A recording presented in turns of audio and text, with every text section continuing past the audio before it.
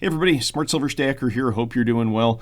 The U.S. federal government just added silver to its list of critical minerals. Now that's a significant development in and of itself that could certainly move the needle on the silver price. But I believe that this story of silver being recognized as a strategic material is likely just getting started. In fact, I suspect that we may be about to go to war over silver. So let's get to it. Buy your gold and silver at SD Bullion. Right now, new customers can get gold or silver at spot by visiting sdbullion.com/new. All right, so we're going to start today's episode off with this, an email that I sent out recently titled "The Next Resource War, Silver Named a Critical Mineral." Now, I don't always read my newsletter in a video like this, but I thought this one you might find thought-provoking and interesting. If you'd like to sign up for my free e-newsletter, there is a link down in the description. Now, let's just set the stage here and delve into why we may soon find ourselves in a war over silver. So over the past several months, the U.S. has escalated its posture in Latin America, militarily, politically, and economically. While headlines focus on gangs, cartels, and narco networks, the deeper narrative is about resources and regional hegemony. Two nations sit at the center of this, Mexico and Venezuela. Mexico is the world's largest silver producer, and Venezuela holds the world's largest proven petroleum reserves. So this is nothing new, right? Wars being fought over resources. Typically, wars, conflicts, whatever you want to call them, they're generally not fought for altruistic purposes. There's usually some deeper, tangible cause for the conflict, and the rest of that narrative is used sort of as a cover for that. If you just study history, you'll see that this plays out time and time again.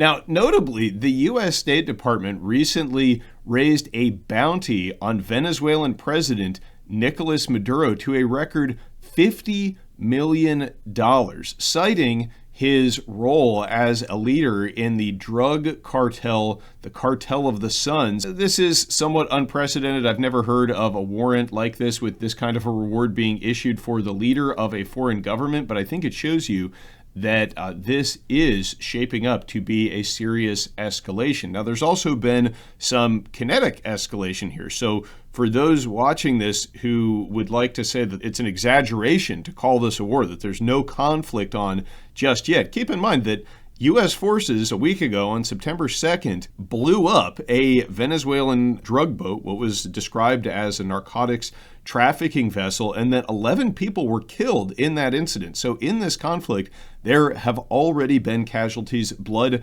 has already been spilled. We'll go over some of the more recent escalations here in just a moment, but this is also a sign that you should pay attention to. Here's a headline from Stars and Stripes from last week about how the 101st Airborne is being transferred to the U.S. southern border, replacing troops that are already there to conduct security operations. We're militarizing the border, and yeah, sure, a drug war might have something to do with that, but I suspect that when you're sending elite airborne units to the border, it is a sign that perhaps more might be at stake, especially when you consider the broader backdrop against which you see these events occurring.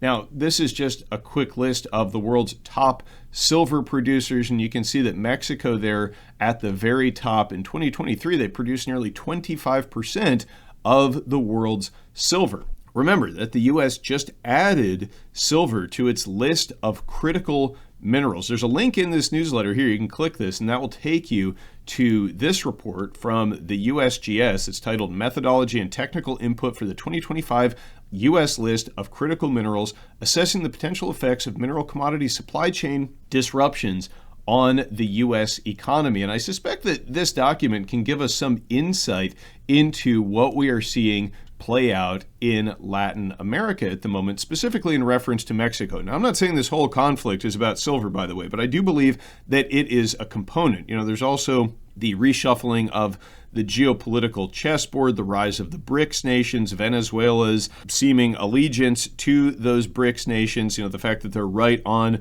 the U.S. doorstep here. But you can't ignore the fact that the U.S. is now laying the groundwork for what may be military operations inside the world's largest silver producer. This narco war could be used as cover for whatever type of military operation the government decides to conduct in this region. And the fact that earlier this year, the U.S. designated Mexican drug cartels as foreign terrorist organizations does increase the options that the U.S. has here.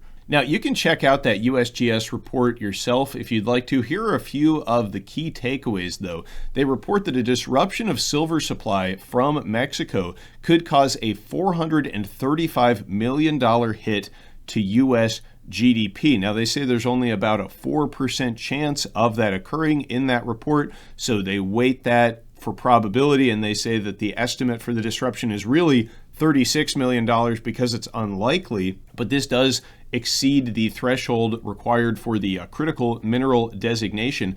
Also, this report identifies the semiconductor industry as one of the industries that would be most impacted by a disruption of silver supply. You know that the U.S. government takes that seriously with the recent race for AI hegemony and the U.S. government even taking a 10% stake in Intel.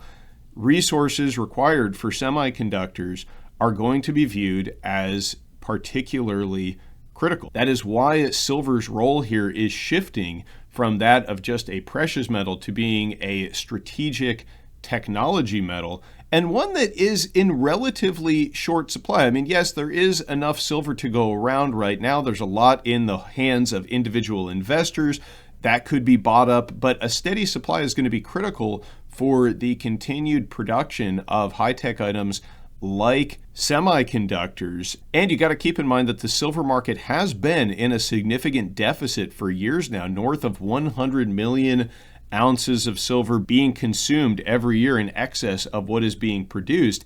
And that big of a number, like what comes out of Mexico, 25% of world production, that can't just easily be replaced. And that's why I speculate in this newsletter that the real impact of an actual supply disruption from Mexico could be significantly greater than that $435 million impact to U.S. GDP that the USGS estimates. They're not factoring in a potential price spike or panic buying. Those are not being modeled by the USGS here. They're also ignoring investor demand and monetary demand for silver, which is on the rise. Don't forget that recently the Russian central bank began buying silver last year, at the end of last year. We've seen the price of silver rise significantly since then.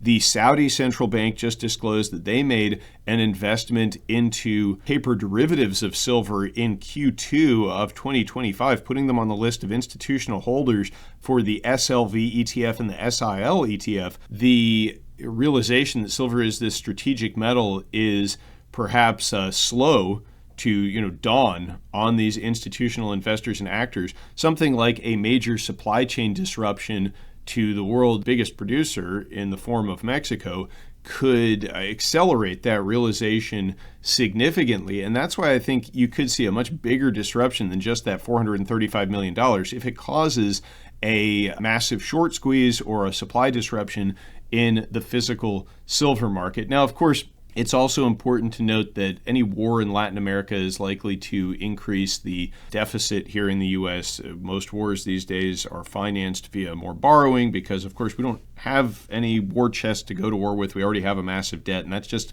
going to get bigger. And also, you got to keep in mind that any war conflict is going to consume more silver, right? It's going to consume silver in the form of chips and solder and batteries that go into these smart weapons, etc. And then that silver is pretty much never reclaimed once it's atomized in a massive explosion. So a war in Latin America is potentially bullish for the silver price for a number of reasons. And I think that the real takeaway here is that resources and influence in the region are likely significant factors in this brewing conflict. Of course, we're not going to be told that. It's going to be about protecting us from drug cartels, etc. That's how it will be sold to the American people. When the U.S. starts setting up for what looks like military operations within the world's largest silver producer, I think that we should certainly pay attention to that when that coincides with the listing of silver as a critical strategic mineral. And this is all occurring at a time of breaking down global supply chains. You might have seen that the second largest producer of silver is China on that list, right? So we're not going to get any of that silver. Not that they export any anyway. They consume all that they produce and then some. But that's another example of how there's going to be a competition for these critical resources between the various power blocks in the world. And just to go over some of the more recent escalatory data that I didn't even cover in that newsletter, we've got Marco Rubio here 4 days ago stating during a visit to Ecuador, he said, quote, "Now they're going to help us find these people and blow them up if that's what it takes," referring to foreign crime groups. And then also we had 2 Venezuelan military aircraft, I believe they were F-16s, flying near a U.S. vessel in a, quote, "highly provocative move designed to interfere with our counter-narco terror operations." And then the following day we had Trump saying that if Venezuelan jets fly over U.S. naval ships and, quote, "put us in a dangerous position," they'll be shot down. So some fairly inflammatory rhetoric here. Doesn't sound to me like we are going to have boots on the ground in either of these countries anytime soon. Don't get me wrong, but I would not be surprised if we see an escalating regional conflict involving more kinetic strikes, more lives lost, and ultimately this may be used to shift the power balance in the region so that, we may control those resources. Also, Bloomberg just reported that a top Venezuela official warned, quote, "everything is fair game" after a U.S. strike. So after that strike on that drug boat, and that's from a recent interview conducted by Bloomberg. So both sides upping the escalatory ante here. And this is potentially evidence that silver is being recognized more and more as a critical strategic resource. And to me, that means that, I want to have some. So that's why I'm still stacking. Leave me a comment down below to let me know what you think about all the topics that we covered today. Don't forget to like, comment, and subscribe. And also, you should sign up for my free e-newsletter. There's a link down in the description. Thanks for watching, everybody. Stay safe and happy stacking, and I will catch you next time. Smart Silver Stacker, out.